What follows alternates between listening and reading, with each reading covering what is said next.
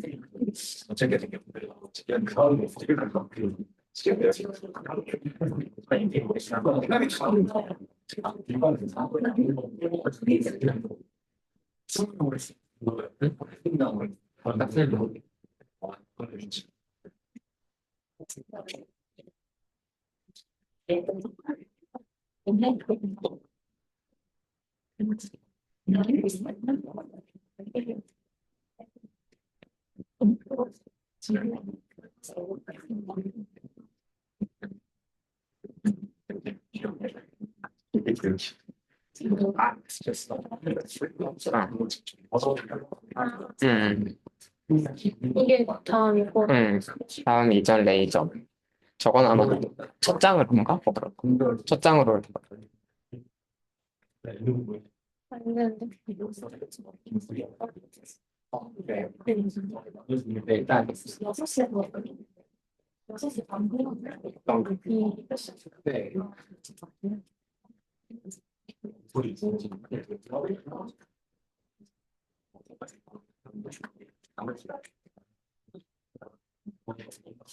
네, 저희 그러면 세션 재개해 보겠습니다. 저희 이제 세션 쉬는 시간 마치고 세 번째 진행해 볼 건데요. 이번에 이제 김주현 학우님께서 신경전달 물질 수용체와 그 다음에 조현병의 관계에 대해서 설명해 주시겠습니다. 네, 안녕하세요. 저 두 세션에서 시놉스와 기본적인 실무 전달이랑 그다음에 구체적으로 어떤 신경 전달물질이 있는지 잘 설명해 주셨는데요. 저는 특히 이제 신경 전달물질 뉴로트랜스미터 줄여서 NT라고 부르는데요. NT의 수용체와 그리고 불용병에 대해서 말씀을 드리도록 하겠습니다.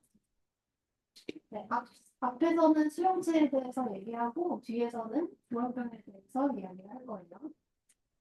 자, 먼저 우리 첫 번째 발표자님의 슬라이드 중에 잠깐 등장했는데 신경 전달물질의 수용체는 두 가지로 나눌 수 있습니다. 바로 왼쪽에 이오노트로픽 리셉터랑 오른쪽에 메타노트로픽 리셉터 나눌 수 있어요. 제가 홀코딩을 초록색이 이오노트로픽이고 이 갈색이 메타노트로픽입니다. 자, 이오노트로픽 리셉터는 다른 말로 리간드 게이티드 이온 채널이라고 하는데요. 이온 채널은 뭔지 알죠? 우리 왜 막에 띄어져 있는 배지의 일종으로서 왜 항상 열려있는 이온들이 나시를 팔려면 계속 돌아다닐 수 있지만 이걸 닫혔다가 열리기도 하고 닫혔다가 열리는 게 이제 우리 막전이에 의해서 조절되기도 하고 이 리간 게이지드 이온 채널은 막전이에는 무감은 인센시티브 죠. 그 대신에 뭐에 의해서 배가 결정되냐 수용체에 결합하는 리간균 여기서는 뉴로트랜스미터에 의해서 배가 결정됩니다. 그래서 뉴로트랜스미터 바이딩을 하면 잠깐 동안 2에서 10ms 동안 이 이온 채널이 열려서 나트륨, 칼륨, 칼슘, 클로라이드 등의 이온이 왔다 갔다 할 수 있는 겁니다. 그래서 굉장히 속도가 빠르고요. 시내스에서 빠른 속도로 이온 트랜스미터들이 열리를 합니다. 반면에 메타보트로피 리셉터는 아까 GPCR이라고도 언급해 주셨는데요. G 프로테인과 커플 리셉터입니다. 이 G 프로테인이 뭐 하는 애들이냐면은 이제 G 프로테인도 종류가 되게 다양해요. GS도 있고 GQ도 있고 GIO도 있고 한데 하위 신경 전달 파트리를 이끌어나가는 친구들이에요. 그래서 얘는 이온 통로인 게 아니고 여기 메타보트로피 리셉터에 이렇게 생긴 리셉터에 뉴로트랜스미터가 결합을 하면 이 뉴로트랜스미터랑 바로 연결되어 있는 알파 감마 같이 단백질의 서브유닛이거든요. 이것들이 이제 일을 하는 거예요. 가서 직접 일을 하거나 아니면은 다른 2차 전달 물질을 통해서 일을 하거나 하는 거예요. 그래서 얘네가 하는 일 중에 하나가 바로 멀티플레이티드 이온 채널, 그러니까 막전이에 의해서 개폐가 되는 채널을 열고 닫고 하는 걸 조절하기도 한다. 근데 이 방법이 아까 말씀한 직접 가는 것도 있고 2차 전달자를 통해서 가는 것도 있고 라고 설명드렸잖아요. 그래서 이 방법에 따라서도 두 가지로 메타노트로피 리셉터를 나눌 수 있는데 위에를 보시면 혹시 포인트가 보이나요? 리셉터가에 연결된 리셉터에 렌티가 바이딩을 하면 그 리셉터랑 연결되는 데가 알파 서브닛인데요. 이게 베타 가마 서브닛 채로 이동하면서 직접 자기가 발로 뛰어서 볼트시게이트 이온 채널로 가서 이거를 열고 닫는 게 멤브레인 디버티브 있고 그다음에 두 번째로 지 프로테인이 직접 가는 게 아니라 그래서 이 디퓨징 메시저라는 2차 전달자를 보내거나 그리고 2차 전달자들이 또 하나 단계를 거쳐서 를 활성화시켜서 이 이런 채널을 퍼스널리즘 시키거나 하는 복잡한 경로가 있습니다. 그럼 당연히 위에 분들이 있죠. 그럼 몇상할 때 당연히 빠르게 전달해야 더 좋은 거 아닌가라고 생각할 수 있는데 이게 장점일 때도 있고 이게 장점일 때도 있습니다. 이 각각의 비단케이트 이런 채널 왼쪽에 있던 초록색 애들은 2에서 10세컨드 동안만 열린다고 했잖아요. 이 친구들은 시간에서 길게는 수일까지도 열려있거든요. 그럼 이거 뭐 해줄까요? 우리 학습을 바로 배우고 깜빡을 못 좋죠? 학습을 하거나 아니면 이제 메모를 기억으로 넘어가거나 하는데 근데 장기적으로 역할을 하는 친구들이 큰 일을 하게 됩니다. 그거를 좀 어려운 말로 long-term potentiation이라고 하는데요. long-term 오랜 기간 동안 potentiation 된다 역할을 한다. 라고 볼수 있겠습니다. 네, 그리고 구체적인 신경 전달 물질 수용체에 대해서 조금 설명을 드릴게요. 아까도 나왔지만 글루타메이트가 가장 대표적인 우리 흥분성 뉴로트랜스미터 중에 하나였죠. 그리고 글루타메이트의 수용체에는 당연히 이오노트로픽 리셉터도 있고 메타노트로픽 리셉터도 있었어요. 이오노트로픽 리셉터는 글루타메이트의 이오노트로픽 리셉터는 두 가지로 나눌 수 있어요. 일단 밑에 있는 리셉터 하나 있고 그다음에 위에 있는 non-NMDA 리셉터, non-NMDA 리셉터가 알파 리셉터도 그 중에 하나이고 카이네이트 리셉터도 수용체 중 하나입니다. 위에 조금 간단해서 이거 먼저 볼게요. 자, 알파나 카이네이트처럼 non-NMDA 리셉터에서는 이제 여기 글루타메이트가 수용체에 결합을 하면 이오노트로픽 리셉터니까 그 닫혀있던 수용체가 열리면서 나트륨과 칼륨이 왔다 갔다 할 수 있게 됩니다. 그럼 나트륨이 안으로 확 들어, 나트륨이 확 들어오면서 여기 세포 속이 마이너스 70에서 플러스로 확 올라가면은 탈부분이 돼서 이제 하위가 이제 신호 전달이 되겠죠. 액션 포지션이 만들어지죠. 간단한 내용이에요. 근데 얘는 D 리셉터 굉장히 복잡합니다. 들어주셔야 돼요. 첫 번째, 얘도 글루타메트 수용체니까 당연히 수용체가 결합을 해야 됩니다. 근데 얘는 얘만 결합한 들어서 열리는 게 아니에요. 얘는 두 가지 조건이 더 필요한데 하나 이 글라이셀이라는 친구도 동시에 글루타메이트랑 결합을 해야 얘가 열립니다. 근데 이게 다가 아닙니다. 세 번째, 우리가 제가 초반에 말씀을 드릴 때 그 이오노트로픽 리셉터는 멤브레인 포텐셜이랑 무관하게 역할을 한다고 했잖아요. 근데 이거의 예외가 바로 이 NMD의 수용체입니다. 왜냐하면은 이 친구는 멤브레인 포텐셜이 굉장히 중요합니다. 왜냐하면 우리 휴지전, resting membrane potential, RMP에서는 이 수용체의 입구를 Mg2 플러스 마그네슘 이온이 막고 있어요. 그런데 이제 멤브레인 포텐셜에서 벗어나서 활동 전이가 발생하면 이 마그네슘이 떨어져 나가게 됩니다. 그 떨어져 나가야 구멍이 열려서 나트륨, 칼륨, 칼슘 등이 왔다 갔다 할 수 있겠죠. 정리하자면 세 가지 조건이 필요한 거예요. 글루타메이트가 결합하고 글라이신이 결합하고 마지막으로 레스팅 멤브레인 포텐셜에서 벗어나서 활동 전이가 발생을 해야 NMD의 리셉터가 열립니다. 그러면 열리면 얘는 나트륨, 칼륨뿐만 아니라 칼슘 같이 이동을 할 수 있는 통로예요. 자, 그럼 칼슘이 역할이 뭐냐? 나트륨, 칼륨만 왔다 갔다 할 때보다 이 칼슘이 좀 더 활동 전이를 길게 이동시켜줘요. 아까 나왔던 거죠? long-term potentiation 얘도 좀 장기적으로 시간 전달을 유지시키는 데 도움을 준다는 겁니다. 지금까지 글루타메이트, 이오노트로픽 리셉터 두 가지 봤어요. 그럼 글루타메이트 수용체에도 메타노트로픽 리셉터가 있습니다. 그거를 메타보트로픽 글루타메이트 리셉터라고 해서 그 리셉터라고 합니다. 리셉터는 1에서부터 8번까지 8가지가 있는데요. 그거를 크게는 3가지, 그룹 1, 2로 나누고 그다음에 그룹 1이랑 그룹 2, 3 이렇게 또 나눕니다. 자, 그룹 1을 먼저 볼게요. 그룹 1은 우리가 메타보트로픽 리셉터는 GPCR이라고 했잖아요. G프로테인이랑 결합되어 있는 거라고 했는데 그룹 1에 결합되어 있는 지단백질은 GQ라는 단백질입니다. 이 GQ라는 단백질은 지단백질 중에서도 하위 신호 전달을 활성화시키는 친구들이에요.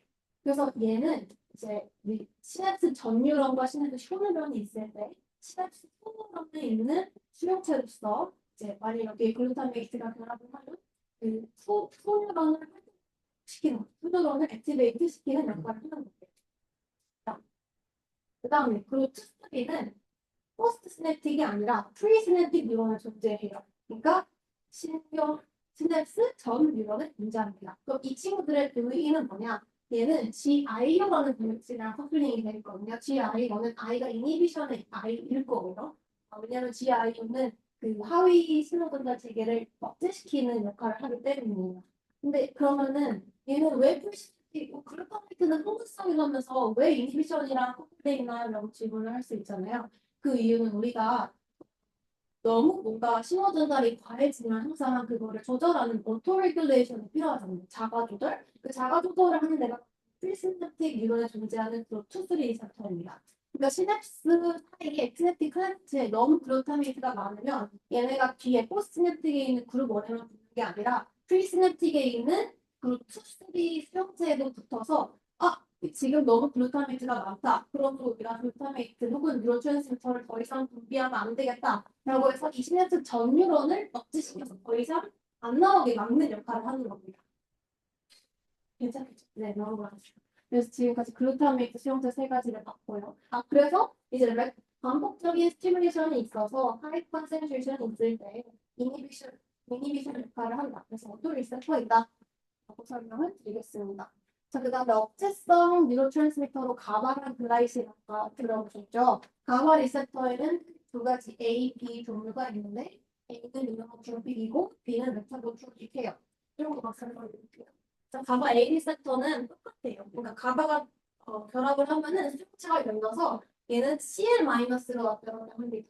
CL-는 마이너스죠. 그러니까 CL이 확 들어오면은 세포 속이 플러스가 아니라 마이너스가 되겠죠. 탈북이 아니라 과분급이 되겠죠. 그러니까 이니비터. 그리고 가바 B 리셉터는 메타보트로픽한데 가바가 여기 결합을 하면 직접 가서 K 채널을 활성시키거나 직접 가서 CA 채널을 억제시켜요. K 채널은 K가 밖으로 나가는 채널이에요. 얘가 활성되면 플러스가 밖으로 나가니까 세포 안은 마이너스가 되겠죠.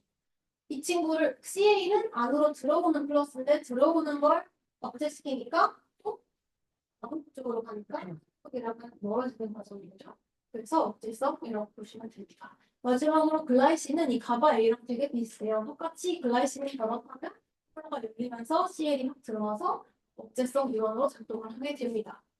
네, 여기까지 수용체에 대해서 설명을 드렸는데 이노노트로픽, 메타보트로픽 리센터가 있고 그다음에 글루타메이트는 풍부성으로 작동을 하고 그다음 글라이신과 가바는 억제성으로 작동한다는 것을 설명드렸습니다. 여기까지가 파트 1이요. 그다음에 조혈병에 대해서 설명드리겠습니다.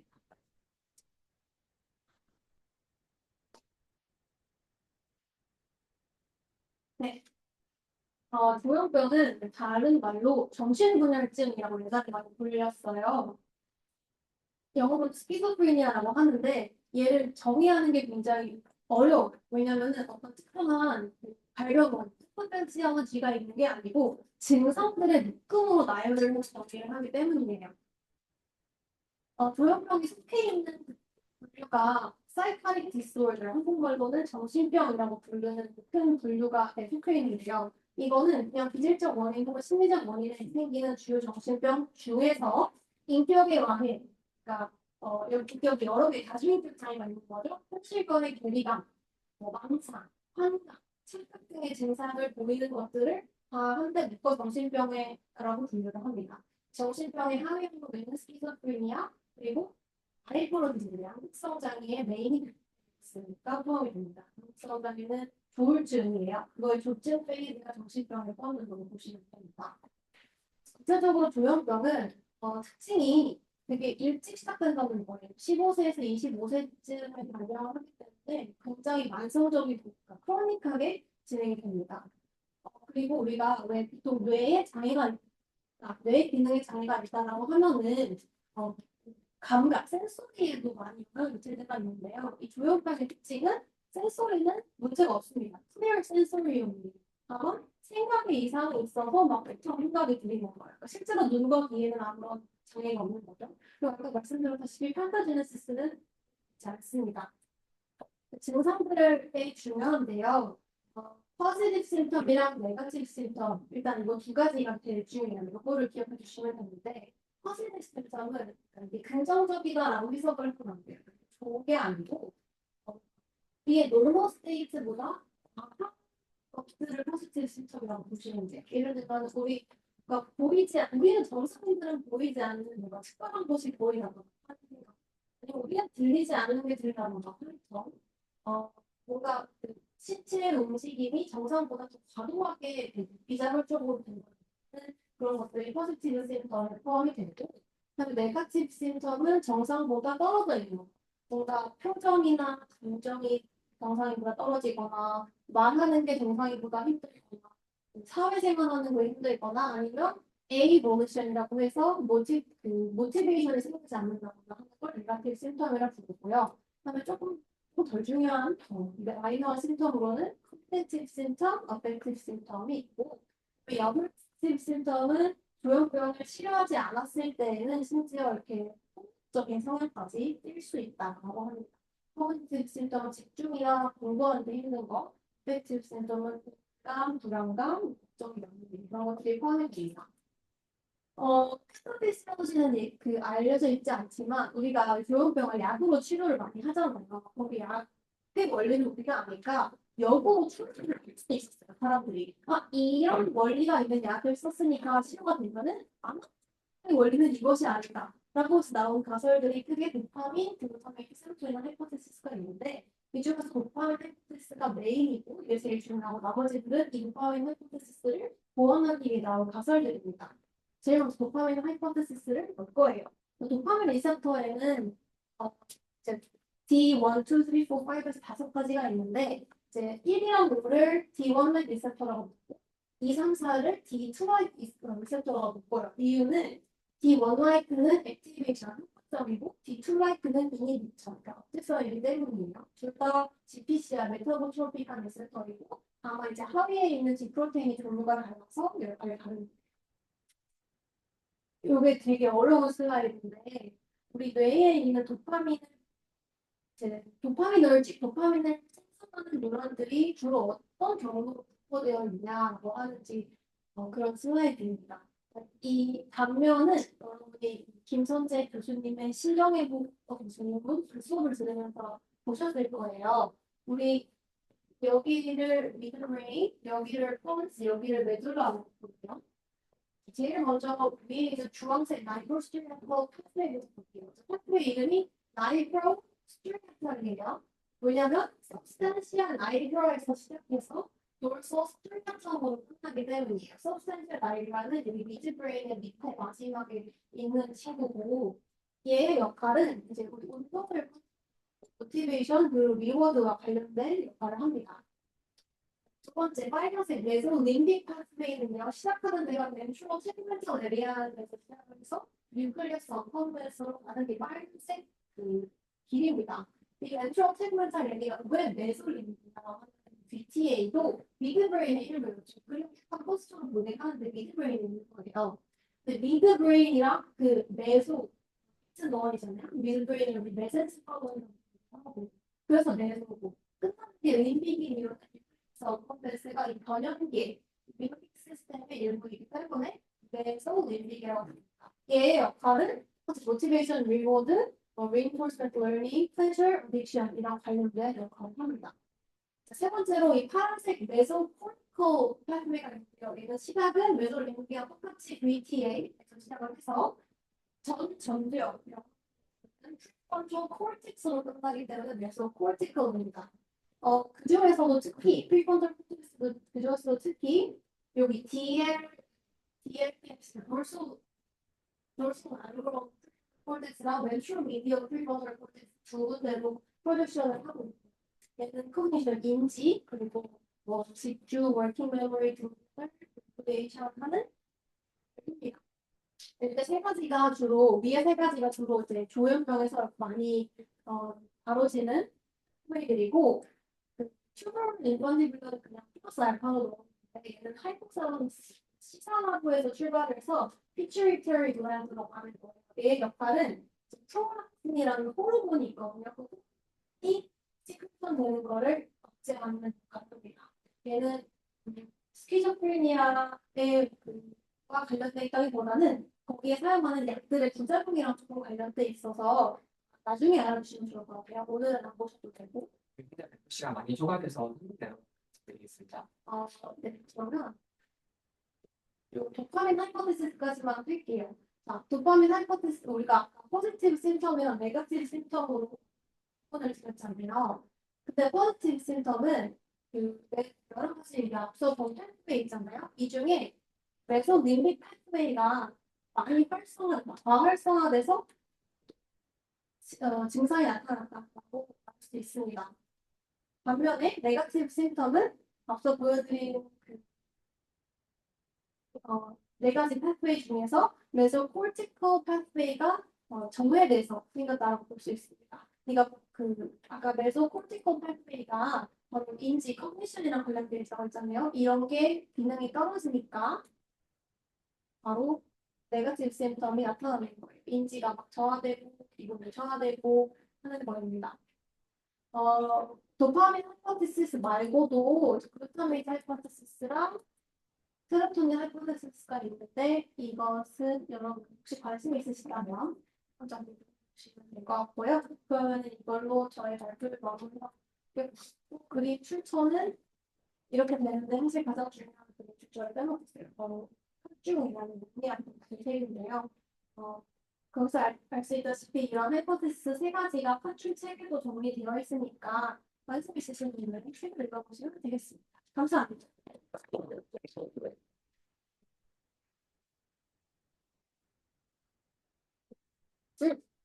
질문 받아요. 저희 현재 시간 좀 많이 초과되어서 네, 질문은 죄송하지만 생략하고 바로 다음 세션으로 좀 넘어가는 게 좋을 것 같습니다. 네, 저희 일단 주현님께서 굉장히 네, 잘 수업을 해주셨고 사실 뒤에 나오는 두 가지 패스웨이도 지금 다 유력한 가설로서 존재하고 있고 또 신경 전달 물질이나 수용체가 중요하게 관여하는 기전입니다. 여기 강의 자료 읽어보면 그래도 어떻게 작용하는지 여러분들께서 직관적으로 이해하실 수 있도록 잘 적어 놓으셨으니까 다른 두 가지 신경 전달 물질 경로도 한번 같이 이해를 해보셨으면 좋겠습니다. 네, 그럼 이어서 저희 네 번째 세션인데요. 이제 21학번 박진호 학우님께서 글루타메이트와 가바, 방금 전에서도 다뤘었던 굉장히 중요한 수용체 신경 전달 물질이었죠. 이 두 가지 물질이 우울증에 그리고 또 우울증을 치료하는 여러 케타민과 같은 물질들에 어떻게 연관되어 있는지를 한번 살펴보겠습니다. 박수를 청해 보겠습니다. 안녕하세요. 제가 오늘 이제 글루타메이트와 가바를 중심으로 우울증을 좀 살펴보고 피부제를 좀 살펴보고자 교재를 좀 준비해봤습니다. 콘텐츠는 이제 다른 것 같고요. 사실 앞에서 너무나 이제 이거에 대해서 발표를 잘해주셔가지고 이제 핵심한 토픽으로 넘어가겠습니다. 뉴런하고 이제 글리아 스포가 있는데 뉴런을 이제 좀 보조해주는 스포가 이제 글리아 스포들입니다. 글리아 스포들 종류로 이런 것들이 있고 사실 이제 메인 팀은 이제 뉴런이라고 생각해 주시면 됩니다. 제가 오늘 이제 좀 중심적으로 보고 싶은 거는 이제 이 CNS 브레인과 스파이널 코드에 있는 이제 CNS를 좀 중심으로 보거든요. CNS를 가장 많은 그 이제 멀티폴리아 그 중에서도 제가 오늘 좀 학습에 관련된 뉴런이 피라미달스를 좀 중심으로 해서 살펴보고자 합니다. 덴드라이트나 스파디는 앞에서 좀잘 설명해 주셔가지고 넘어갔는데 좀 중요한 건데 이제 덴드라이트 스파디입니다. 덴드라이트 스파디는 여기 이제 나와 있듯이 스토리지 사이클 스나이프 스트레스입니다. 그러니까 아까 NDP에 대해서도 좀 얘기를 해주는데 그대로 이제 CS가 강화될 때이 덴드라이트 스파디이 이제 좀 커집니다. 다이아몬드가 커져서 이제 스토리지 사이클가 되고 그래서 이제 현상을 플라스티스를 가지고 있다라고 표현할 수 있을 것 같습니다. 이제 엑스노마 CS 실무 실무 해주니까 제가 오늘 이 중에서 볼 사실 이게 엄청나게 많은 이런 스트레스 팩터가 있어서 여기는 좀 어렵다. 그렇다면 그 가봐야 될 설명을 드리겠습니다만, 제 앞에서 되게 설명 잘 해주셨어요. 그래서 여러분이 방금 들으신 지 그대로 이해하시면 될 것 같고, TP에 대해서 좀 설명을 해드리자면, 말그대로 이제 CS 포텐시에이션이라고 하잖아요. 그래서 이 델ta 스파이의 다이내믹과 포진한 것도 있지만, 그 포진한 과정에서 AMP 수량치가 증가합니다. 그래서 이제 소량의 글루타메이트가 나왔을 때에도 그 글루타메이트를 수용할 수 있는 수치가 많아지는 것이죠. 그러면서 조금의 신호라도 더 강하게 그 다음 면이 이력할 수 있는 것이 되는 것입니다. 현재 가봤는데요. 가봐도 앞에 말씀드렸듯이 억제성 신경전달이 있고요. 네. 사실 이제 메인에 지금 제가 관심이 있는 이 우울증을 글루타메이트와 가바를 통해서 이해해보고 싶어서 가져오게 되었습니다. 사실 제가 좀 꽂힌 부분이 우울증에서 이 치매와 감별이 필요하다는 파트였습니다. 예를 들어서 저희 뭐 예를 들어서 조원님들께서 갑작스럽게 기억력이 감퇴하셨다는 얘기를 들었을 때 우리는 이게 치매가 아니라 우울증이지 않을까? 노인 우울증이지 않을까라는 의심을 해야 될 것 같습니다. 왜냐하면 우울증은 건망증이 심하다고 호소하는 증상이 기본이죠. 근데 그러면은 우울증은 왜 기억력 감퇴를 일어날까? 제 질문이었습니다. 그거를 이해하고자 제가 가져온 논문이 논란을 그만 교수님의 일단 이 논문에서는 우울증 환자의 KFC 히포캐리퍼스에서 실험 젠제스가 감소되기 때문에 이제 학습이나 기억에 관련 부분이죠. 그렇죠? 이 부분에 대해서 이제 여기 실험 젠제스이기 때문에 기억력이 좀 감퇴한다 설명을 하고 있고요. 우리가 그것을 어떻게 해결할까에 대해서는 이 글루타메이트의 분비량을 증가시키는 큐타민을 사용해보자 것이 이 주제입니다. 그래서 이제 시간 진행스 과정을 좀 설명을 드릴 건데요. 이 글루타메이트의 양이 이제 증가를 하면은 일단 이제 AMP 수용치 아까 들었죠. 설명해 주셨는데 글루타메이트의 이제 AMPA에 글루타메이트가 이제 결합을 많이 하게 돼요. 그래서 이제 BDNF의 릴리즈가 증가하면서 QRB의 결합을 많이 하게 되고 그래서 이제 엔프로의 이제 트랜스미션이 증가하게 되면서 시나토 지네시스 과정 전체 과정이 활성화되는 것이 글루타메이트의 증가로 이 시나토 지네시스가 증가가 하게 되고 핵심적으로 좀 아는 부분이 이 BDNF와 엔토로이드 이 두 개는 좀 핵심적으로 알아둘 필요가 있습니다. 우리가 우울증 환자와 비슷한 상태로 어떤 이제 실험치를 만들어줘야 되잖아요. 그렇죠? 우울증 환자를 데리고 실험하는 것을 바로는 불가능한데 그 과정을 만들어주기 위해서 그 과정 이제 우울증 환자와 비슷한 생쥐를 만들어주기 위해서 하는 과정이 CS 프로세스입니다.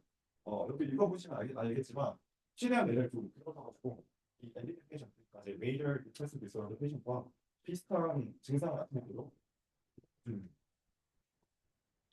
읽어보시면 이제 PFC와 히포캠퍼스에서 아트로피가 일어난다. 그리고 아니고냐, 그러니까 동피감증의 증상을 나타낸다. 이제 볼수 있습니다. 그리고 이제 이 CS 프로시저를 통해서 이제 생쥐가 이제 우울증에 빠졌어요. 네. 우리가 어떤 양분을 투여했을 때 이 생쥐가 어떻게 행동되어 있는지 그 척도를 판단하는 게 SPT가 아니었습니다. 스포러스 프리퍼런스가 증가했을수록 리그노의 수치도 상승한다. 그리고 NSF는 이제 언더밀리아 환경에서 어떤 음식을 가져다 두었을 때 얘가 얼마나 레이턴스를 가지고 먹는지 그러니까 이제 어색한 환경 속에서 음식을 얼마나 레이턴스를 가지고 먹는지를 판단하면은 그 레이턴스가 짧아질수록 우리가 아니면 고상하다라고 판단할 수 있겠죠. 엑스트라볼라스는 사실 여러분이 지금 가지고 잘 알고 있을 것 같은데 프로틴의 양을 측정하는 거죠. 그리고 이제 뉴런리스나 엑스플로러 같은 경우에는 우리가 3D로 스파이널을 나가지고 스파이널 다이멘트와 스파이널 엑스를 측정할 수 있습니다. 네, 바쁘게 달려왔는데 사실 여기가 이제 좀 메인입니다. 우리가 아까 궁금한 것이 디프레션에서 PFC와 히포캠퍼스의 특징이 이거 맞는 거 아닌데 사실 이건 너무 당연히 알는 사실이고 실험적으로 많이 증명이 되고 있는데 이 논문에서 딱히 바로 증명은 안 했지만 뒤에 있는 실험 과정에서 일부에서 확인할 수가 있을 것 같습니다. 일반적으로 봤을 때 확실히 겐데르틱 스파인이 좀 감소해 있는 것이 확인이 되고요. 스파인은 다이멘트가 감소해 있는 것을 컨트롤 그룹과 CS 그룹을 비교를 통해서 알 수 있고 스파인이 벌써 감소했습니다. 스트레스로 인해서 어떤 물질이 감소했기 때문에 아트로피의 비율이 발생합니다. 그것의 바이오마크로 이 연구에서는 BDNF를 씁니다. 사실 이 전체 과정의 감소 근데 그 과정 중에서 핵심 물질의 BDNF를 뽑으면 그래서 그거를 증명한 연구가 밑에 나와 있는 이제 학생인데요. 시간에 끝이가 스트레스를 줬을 때 BMP가 감소하는 것이 되겠고 SSR이나 SMR이 사실 되게 유명한 그 이제 BDNF가 증가한 것을 발견할 수 있습니다. 네, 그래서 여기서 내세운 가설이 뉴로트로필 하이포테시스가 뭐냐면 혈증의 원인이 뉴로트로필 세포트의 감소, 즉 뉴로트로필 때문에 디프레션이 발생했다라고 이제 가설을 치는 거예요. 그리고 그것의 치료제로 완전히 우리가 그런 아트로피를 억제할 수 있다는 그러니 또 트렌드 진행수가 많아진다면 디프레션을 우리가 리버스할 수 있지 않을까 생각을 보시요. 그래서 우리가 앞에서는 스트레스가 비대칭 물질의 정수로 이어지고 이게 누구나 아트로피가 발생하게 된 원인이다 라는 결론을 냈습니다. 그러면 반대로 BDNF를 인퓨전 시켰을 때에는 누구나 아트로피가 해결이 될까? 있다. 가설을 떠나서 디프레션을 해결할 수 있는 열쇠가 되기 때문이죠. 그래서 이제 BDNF 인퓨전 실험을 했을 때 실제로 BDNF 인퓨전이 안티디프레센트 리스폰스를 일으킨다. 그래서 우리가 안티디프레센트 트리트먼트에 BDNF 어떤 질병을 발견하기 위해 이 약이 좀 효과가 있지 않을까 생각을 할 수 있게 됩니다. 그래서 제가 방금 말씀드린 건데 BDNF의 어떤 알트레이션을 주게 되는데 뉴로제네시스에 영향을 주고 우리가 그 연구를 쉽게 되면 BDNF를 증가시키는 것을 통해서 디프레션을 좀 취할 수 있지 않을까라는 생각을 해봅니다. 그 약물이 이제 케타민인데 케타민은 사실 우리한테 익숙한 약이에요. 우리한테 이제 수면제로 익숙한 약이죠. 하이도스에서 아니스테틱으로 쓰이고 있습니다. 근데 이거를 로우 도스로 했을 때는 특정한 사이코토미틱한 작용을 나타내게 됩니다. 우리가 안티디프레센트로 쓸 수 있는 케타민은 NMDA 안타고니스트입니다. 이게 여기 보면은 지금 이 인터넷에 가바알지 인터넷인데 가바를 그런 글인데 이 가바를 억제시키면은 가바가 억제하고 있던 글루타마이트 릴리즈가 증가하죠. 억제하고 있던 그래서 글루타마이트 릴리즈가 증가하게 되면은 여기서 이게 이제 PFC에 있는 필름들이 여기에 이제 BDNF를 증가시키게 됩니다. 그래서 우리가 여기 활성화되니까 이제 우울증이 치료될 것이다 라는 결론을 낼 수 있는 것이죠. 그래서 우리가 케타민이라는 약제가 많듯이 이론적으로 행복한 것이 생각으로 될 때 실험적으로 이걸 어떻게 증명할 수 있을까라는 생각을 할 수 있습니다. 그래서 우리가 이제 세 가지 질문을 좀 던져볼 수 있겠어요. 케타민이 실제로 들어간 아트로피를 리버스할 수 있는가? 첫 번째 질문이고 아트로피를 리버스할 수 있으면 실제로 행동적으로도 치료가 되는 것입니다. 우울증 행동으로 치료하는 것이나 아트로피를 역전시키는 것은 비슷했는데 실제로 안티디프레센트한 행동을 유도할 수 있는가? 세 번째로 우리가 아까 이론적으로 제시한 게 BDNF의 증가라고 BDNF를 증가시켜가지고 그걸 한거죠. 했던 건데 실제로 그 과정에 BDNF의 증가를 이끌어낸 것입니다. BDNF가 관여한 것인가를 문제해봐야 되겠습니다. 그래서 앞서 이제 세 가지 질문에 대해서 실험을 세 가지를 소개해 드릴 건데요. 그 실험의 전제는 이제 실험 전제가 일단 20일 동안 얘를 좀 우울증 상태를 퍼뜨리기 위해서 CS 플러스를 가했어요. 20일 동안 CS 플러스를 한 다음에 그다음에 케타민 또는 마구 25가지 7팔을 이제 약물을 투입하게 되는데 사실 둘 다 되는데 스페시피크가 안 들어오습니다. 그래서 이 실험을 전제로 하고 실험을 될 것 같습니다. 그래서 첫 번째 질문이 COS 익스포저로 인한 스파인 넘버와 펑션 빛이 됐는데 그게 케타민이 리버스할 수 있는가 였습니다. 근데 여기서 보면 스파인 다이어리터 스파인 개수가 이제 COS 그룹에 비해서 케타민 증가한 것을 알 수 있죠. 그리고 이제 스파인 X가 스파인 X 같은 경우에는 COS를 받으면은 우리가 좀 내추럴한 스파인 근데 내추럴한 스파인은 기본적으로 기대가 짧고 그리고 이제 다이아미터가 큽니다. 그래서 이제 길이가 짧은 애들이 많이 죽었으니까 플러스 1 소프트에서 CUS 그룹에서 X가 지정했으면 해가지고 그 큐무레이티브 프랙션 봐도 이해가 됩니다.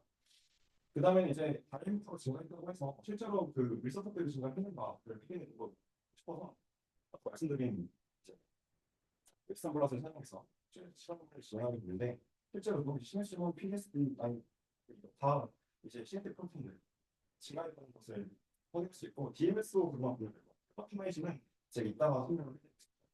DMSO 그룹에서 보면 이제 CMS 그룹에 비해서 피타민 넣었을 때 증가했다는 것을 볼 수 있습니다. 거기에 이제 프로처만 좀 되는데 우리 디프레션 비헤이버를 믿어할 수 있는가가 이제 두 번째 질문이에요. 근데 그 행동을 측정하는 게 아까 말씀드렸던 이제 스크롤 이제 SPP 시험 그리고 NSP 시험 실제로 스크롤 프리퀀스가 증가했죠. 증가했고 레이턴시도 감소했습니다. 레이턴시가 감소했다는 말은 사무장에서 글씨를 더 그래서 이제 아이드니아가 치료가 됐던 뜻이고 케타민과 이제 바로 25도씩 둘다 NMDA 리셋 이제 남성이 쓰기 때문에 똑같이 프리퀀스를 증가시켰다. 그 다음에 이제 세 번째 실험이죠. 케타민이 비리미프와 관련 메커니즘이 맞는가? 뭐 됐죠. 그러면 비리미프와 관련되었다면은 그러니까 이제 비리미프가 증가했어요. 그러면 엠포를가 이제 트랜스미션 증가시켜가지고 젠드 프로틴이 증가하는 거 있잖아요. 근데 이 엠포르민을 어제이팅 물질을 라피마이신을 내잖아요. 그래서 라피마이신을 넣었을 때 수용치에서 양이 조금 더 같아요. 그래가지고 우리가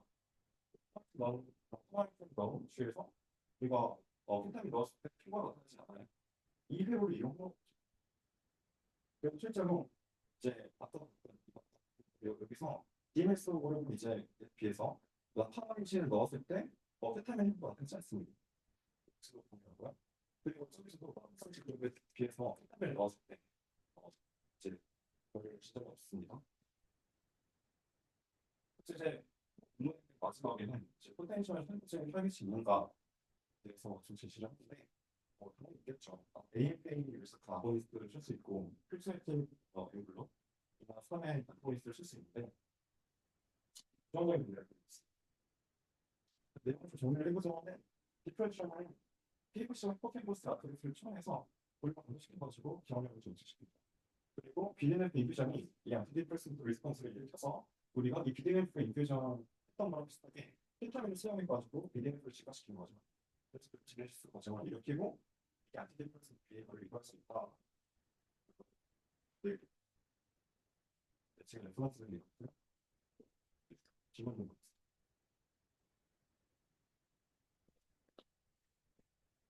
네, 굉장히 깔끔한 논문 요약이었고요. 저희 질의응답 3분 정도만 진행을 해보겠습니다. 네.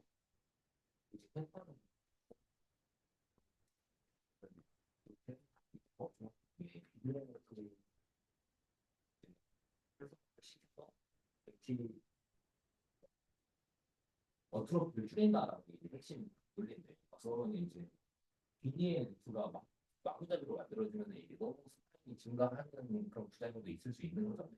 실제로 뭐 사실 보니까 스파이크 투여한 게 스파이크 훨씬 더 가시적으로 많이 보였는데 이런 쪽에 코스트가 강해질 수 있지 않을까 걱정하면서 봤는데 맨 마지막에 이제 ADNF 리셉터나 인프리센트 연구소 특징이 같은 경우에 저런 우려점이 보였음에도 불구하고 왜 아타고니스트의 케타민에 그런 우려점이 보이지 않았는지 그건 이제 펜타민이라는 약물 자체의 특성인 것 같습니다. 펜타민이라는 약물 자체가 원래도 에스테틱으로 쓸 수 있고 이제 비슷한 과정을 통해서 좀 아네스테틱한 과정이기도 한데 펜타민이라는 약물 자체가 제 생각으로는 이 인터뉴런에 주로 적용하기 때문에 그 과정을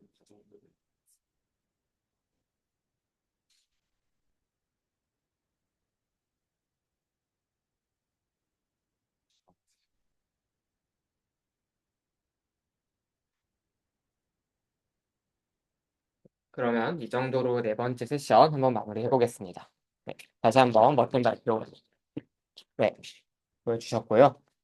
어, 발표 들으면서 계속 느꼈는데 실험 설계가 굉장히 어디 교과서적인 연구 방법 보는 거 수준으로 엄청 깔끔하고 딱 정확하게 뭘 밝혀내야 되는지를 알고 실험을 한 것 같아서 혹시 이 내용에 더 관심 있으신 분들은 여기 원문 링크 다 있으니까 원문으로 좀 찾아보면서 공부하셔도 좋을 것 같습니다. 그래서 이걸로 이제 네 번째 세션 마치고요. 마지막으로 이제 다섯 번째 마지막 세션 진행을 해보겠습니다. 이제 김세라 학우님께서 아까 전에 말씀드린 것처럼 우리의 신경 전달은 단순히 중추신경계뿐만 아니라 우리의 체성적인 신경작용뿐만 아니라 자율신경계에도 영향을 미치는데요. 과연 우리의 스트레스가 어떻게 신체적인 작용으로 나타나는지 한번 발표를 들어보겠습니다. 박수로 맞이해 주세요.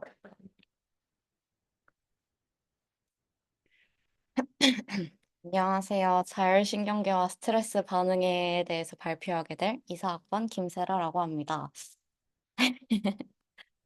앞에 그 선배들의 그 발표를 들으면서 제가 점점 자신감이 상실이 되었는데요. 그래도 나름 열심히 준비를 했으니까 잘 들어주시기 바랍니다.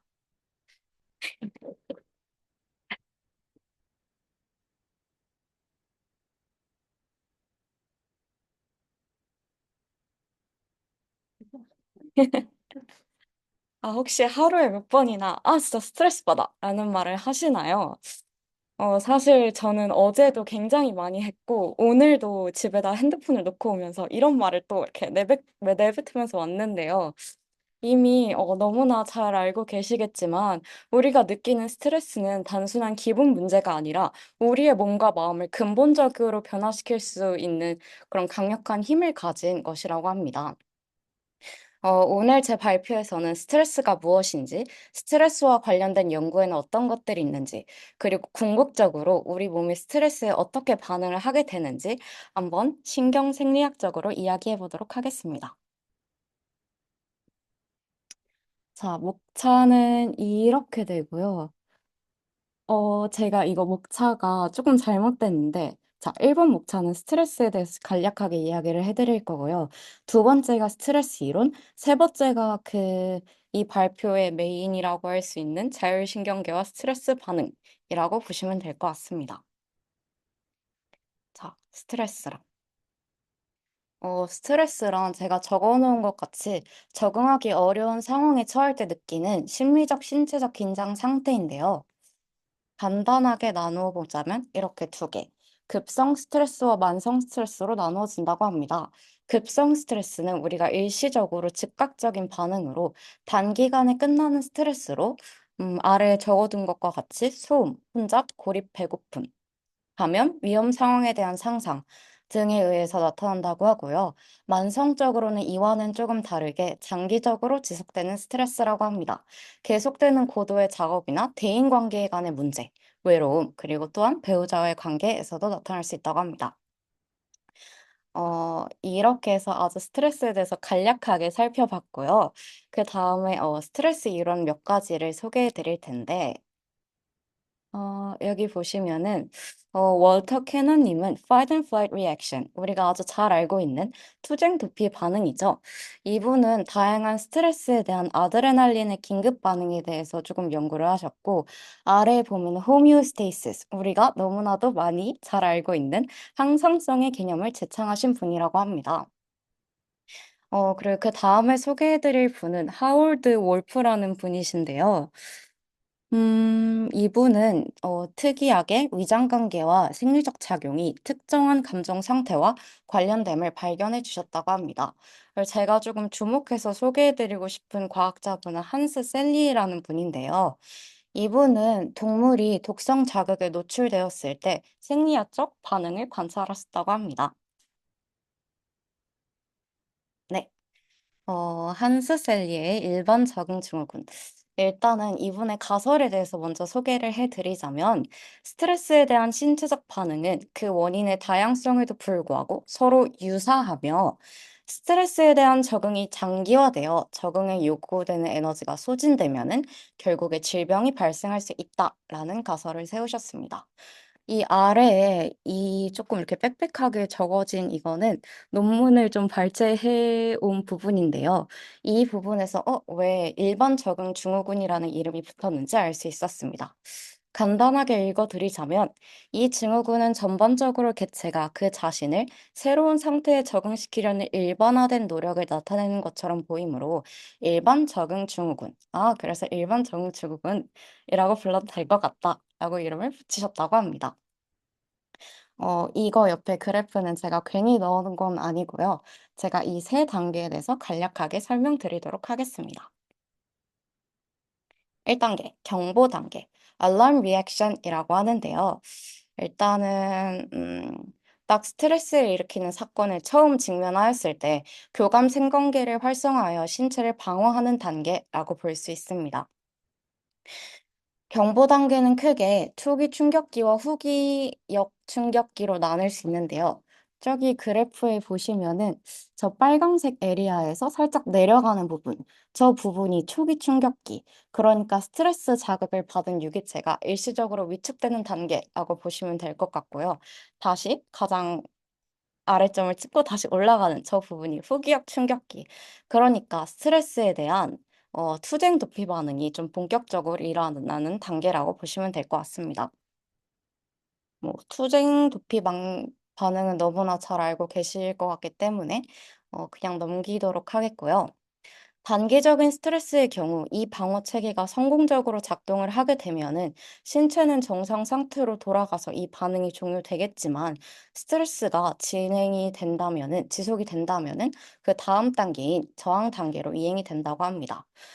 그런데 현대인들이 겪고 있는 일상생활은 끊임없는 스트레스가 주어지기 때문에 이 경고 단계에서 스트레스 대응이 끝나는 경우는 거의 없다라고 보실 수 있을 것 같습니다. 음, 그 다음은 resistance, 저항 단계라고 하는데요. 우리 몸이 스트레스가 지속이 될 것 같다, 아니면은 좀 증가할 것 같다라고 예측을 하게 되면은 이 새로운 요구를 충족시킬 수 있는 추가적 에너지를 위해서 다양한 스트레스 호르몬을 지속적으로 분비를 한다고 합니다. 이렇게 다양한 호르몬이 지속적으로 분비가 되기 때문에 스트레스가 지속되더라도 신체의 적응 시스템이 지속적으로 대처함으로는 이렇게 겉으로 봐서는 스트레스에 되게 잘 적응하는 것처럼 보일 수 있다고 합니다. 이 스트레스 호르몬에 대해서 간단하게 말씀을 드리자면, 대표적으로 코르티솔과 티로신이 있는데요. 코르티솔은 이제 뒤에 파트에서 더 자세하게 설명드릴 거고요. 티로신은 우리가 잘 알고 있는 신경 전달 물질인 도파민, 노르에프네프린 및 에프네프린의 합성에 관여하여서 투쟁 도피 반응을 원활히 한다고 합니다. 그런데 개인의 적응력이 감당하기 어려울 만큼 스트레스 상황이 지속이 된다면 그 다음 단계인 소진 단계로 넘어가게 되는데요. 스트레스에 대한 대응이 장기간 지속되는데도 스트레스가 줄어들지 않으면은 적응 에너지의 고갈로 결론적으로 질병이 발생하거나 심하면 사망에 이를 수도 있다고 합니다. 자, 여기까지 스트레스의 이론에 대해 다뤄봤고요. 마지막 발표 내용인 자율신경계와 스트레스 반응에 대해서 이야기해 보도록 하겠습니다. 자, 이 그림에 주목을 해주시면 감사하겠습니다. 이거는 스트레스 반응의 생리적 과정을 설명하는 그림으로 HPA 축, 그러니까 Hypothalamus Pituitary Adrenal Axis, 이 축과 교감신경계 반응의 협력 작용에 주목해서 들어주시면 좋을 듯 합니다. 일단은 첫 번째로는 뇌와 HPA 축이 활성화되게 되는데요. 스트레스 자극이 딱 발생을 하면은 뇌 시상하부가 이를 인지하고 시상하부는 뇌하수체에 신호를 보내서 ACTH를 분비하도록 요구한다고 합니다. 다음으로는 그 자극을 받은 부신이 활성화되게 되는데요. ACTH는 혈류를 통해 부신에 도달해서 두 가지 주요 스트레스 호르몬 분비를 촉진한다고 합니다. 일단 첫 번째로는 코르티솔, 스트레스에 대해서 뭐 다양한 기능을 수행하고요. 그리고 아드레날린, 투쟁 도피 반응에서 주요한 역할을 하는 아드레날린을 좀 분비시킨다고 합니다. 세 번째로는 스트레스 반응에 혈류 이동이 있게 되는데요. 코르티솔이랑 아드레날린은 전신으로 퍼져서 여러 기관에서 스트레스 반응을 조절하게 된다고 합니다. 여기 제가 코르티솔의 역할을 두 가지 스트레스 상황에 대해서 정리를 해봤는데요. 먼저 급성 스트레스 상황에 있어서는 되게 단기적인 코르티솔 분비는 생존에 유익한 효과를 제공한다고 합니다. 저기 가장 왼쪽 위에 보시면은 에너지 동원을 좀 유용하게 해주고요. 혈압도 유지시켜주고 염증 반응을 억제해주기도 하는데, 그런데 너무 과도한 급성 반응이 있을 때에는 심혈관계에 과부하가 있을 수도 있고 혈압이 급상승하는 그런 결과를 초래하기도 한다고 합니다. 만성 스트레스 상황에서는 뭔가 생존에 유익한 효과가 있다기보다는 이렇게 다양한 질환을 야기할 수 있다고 합니다. 마지막으로 호르몬의 작용으로 인한 신체 변화에는 이런 것들이 있는데요. 그냥 이렇게 간단하게 보여드리고 저의 조금 부족한 발표는 마무리하도록 하겠습니다. 그럼 또 감사합니다.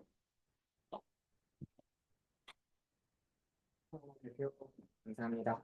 그래서 네, 신경계가 단순히 아까 말씀드린 그런 인지작용 같은 중추적인 역할만 하는 게 아니라 이렇게 호르몬이라던가 아니면 다른 물질들을 통해서 전신으로 퍼지면서 전신적인 반응을 일으킬 수 있다는 것도 배울 수 있었습니다.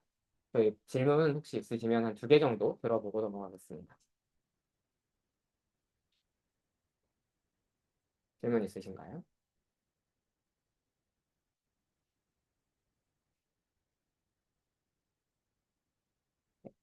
그러면 별도로 없는 것 같으니 마무리를 한번 해보겠습니다. 네, 이걸로 5번째 세션 마무리하겠습니다.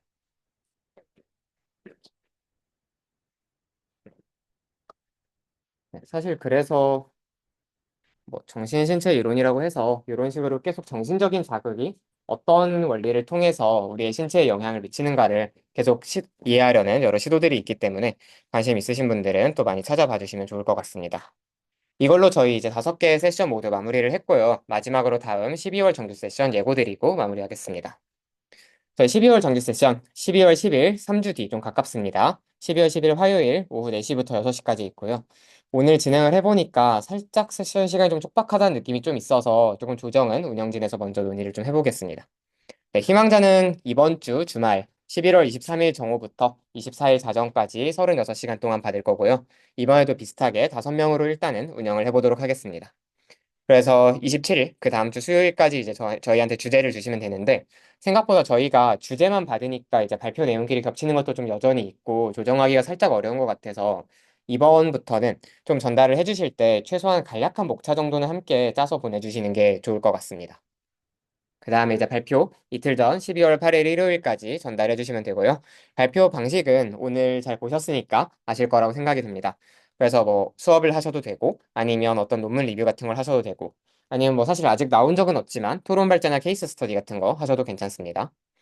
그래서 12월 주제가 뭐냐? 신경과학의 연구 방법론입니다. 이제 이번이 얼개였잖아요. 그래서 제일 기본적인 신경과학의 내용들을 살펴봤는데 이제 그거를 여러분들이 앞으로 좀 더 강론적인 주제로 들어가서 다루시기 이전에 신경과학에선 그럼 어떤 방식으로 연구를 채택하는가에 대해서 다뤄보려고 합니다. 그래서 이제 제일 세부적으로 분자신경학, 그다음에 행동과학, 신경영상기법 이렇게 3가지 정도를 예시로 적어두었는데요. 일단 분자신경학 같은 경우에는 뭐 오늘 배우신 신경 전달 물질 같은 약간 화학적 내용이 기초가 된다라고 생각을 해주시면 됩니다.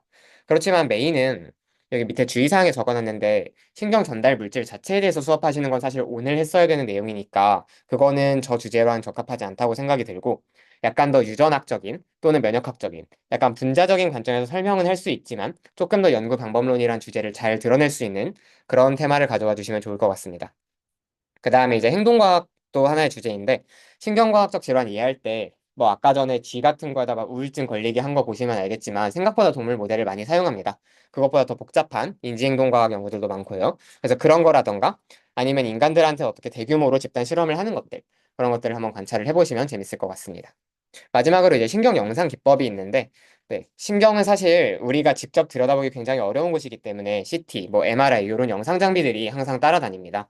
그래서 그 영상을 어떻게 이해하는지에 대해서 설명을 해주셔도 괜찮을 것 같고, 아니면 또 최근에 최신이라고 하기엔 좀 많이 오래됐지만 네, 많이 쓰이고 있는 fMRI라던가 DTI, 뭐 페트 스캔 이런 것들 기술적으로 조금 접근을 해주셔도 좋을 것 같습니다.